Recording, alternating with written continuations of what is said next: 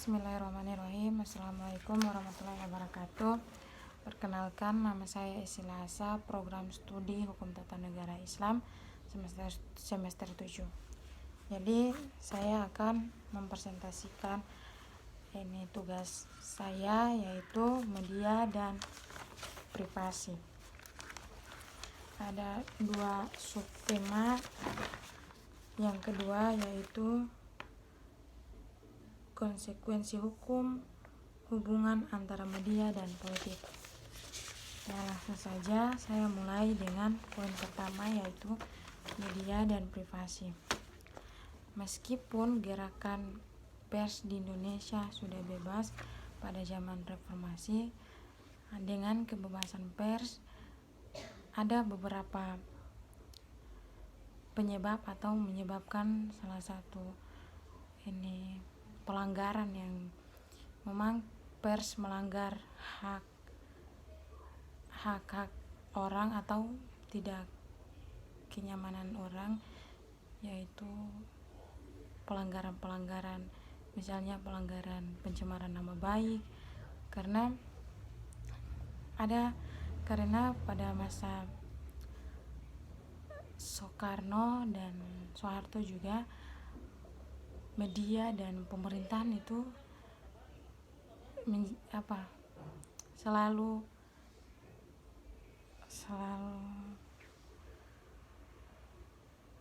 menimbulkan gesekan antara media dan pemerintahan, karena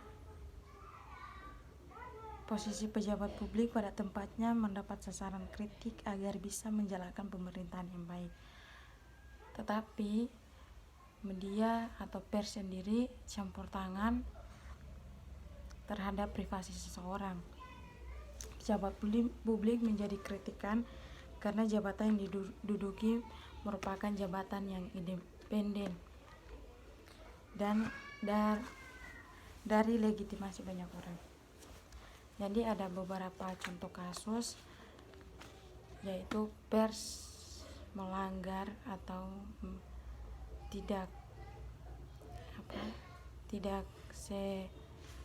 ada beberapa kasus yang memang pers melanggar soal kode etik pers. Yang pertama kasus Gray Hart misalnya, yang mencalonkan diri sebagai presiden Amerika Serikat, dan John Kennedy yang mencalonkan diri sebagai gubernur Massachusetts harus mengundurkan karena hasil media. Ada juga kasus yang terjadi di Indonesia sendiri, yaitu kasus pernah menimpa Presiden Republik Insinyur Soekarno yang pernah mengawini seorang janda. Sebenarnya hal-hal yang demikian itu tidak seharusnya diliput oleh media, karena itu merupakan hal privasi seorang. Ada juga kasus yang terjadi kepada Gus Dur Abdurrahman Wahid, presiden keempat kita, ya, mereka juga mengupload atau melaporkan hasil media, yaitu dengan kasus terakhir adalah penguncingan yang melibatkan presiden. Dari kejadian itu bisa ditarik pelajaran bahwa para tokoh yang menjadi sasaran tembak adalah public figure, sehingga sangat sulit dipisahkan sebagai individu dalam posisi penting, tapi di sisi lain sebagai individu yang memiliki privat dengan jabatan publik yang didudukinya. Laporan terakhir Dewan Pers Indonesia bahwa mulai dari April 2000 sampai 2003 telah masuk 349 macam pengaduan dari anggota masyarakat tentang hak jawab dan klarifikasi. Pengaduan ini melibatkan 189 surat kabar harian dan mingguan Indonesia atau 33% dari total jumlah penerbitan surat kabar dan majalah di Indonesia, serta 3 surat kabar asing. Melainkan banyak kasus secara terpaksa harus diselesaikan di meja hijau. Misalnya ada salah satu kasus juga wartawan Republik 25 Agustus 1999 menurunkan berita cinta segitiga dua jenderal Tri Sutrisno dan Edi Surajan berebutan janda. Laporan ini dimuat pada edisi pertama November 1998 tanpa wawancara kepada yang bersangkutan, melainkan hanya bersumber dari desa-desa. Ya, mungkin kejadian ini juga banyak terjadi di era sekarang ini, karena sekarang ini bukan hanya media cetak tetapi media online juga sudah ada, dan sebenarnya banyak kasus-kasus yang diliput tanpa mencari tahu terlebih dahulu yang lebih detail, tetapi hanya mengupload. Nah, yang kedua yaitu konsekuensi hukum hubungan antara media dengan politik. Hubungan antara media dengan politik dapat dilihat sebagai suatu hal yang sangat menarik, terutama ketergantungan sumber berita dengan pihak yang memberitakan. Namun di sisi lain, hubungan itu cukup rawan jika para pekerja media tidak hati-hati menjalankan tugas kewartawannya secara profesional, sebab hal itu bisa menimbulkan delik hukum. Ada beberapa faktor yang bisa menyeret para pekerja media ke dalam delik hukum, antara lain: 1. Arogansi profesi, terutama para pekerja media yang berusia muda.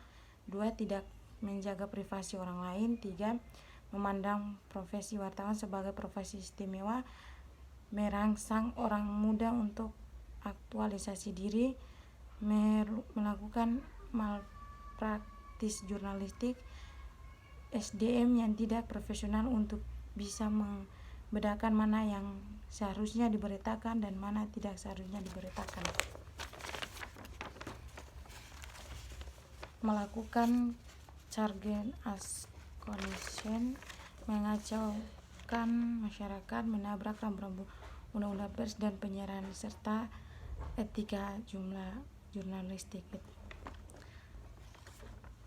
Menurut Prof.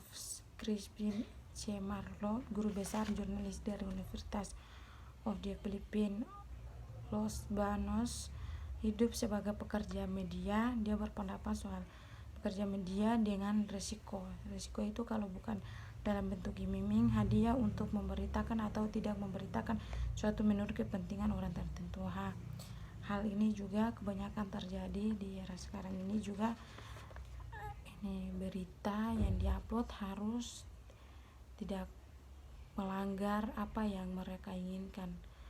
Ini yang misalnya kasus-kasus soal pertambangan, kasus kekerasan HAM yang terjadi di Papua, itu tidak diupload di media karena akan merugikan yang berkepentingan. Makanya iming-iming atau dibayar hadiah diberikan itu sangat tinggi. Mungkin saya langsung saja ke rambu-rambu tindak pidana delik pers dalam Kitab Undang-Undang Hukum Pidana KUHP. Jenis penghinaan pasal 310,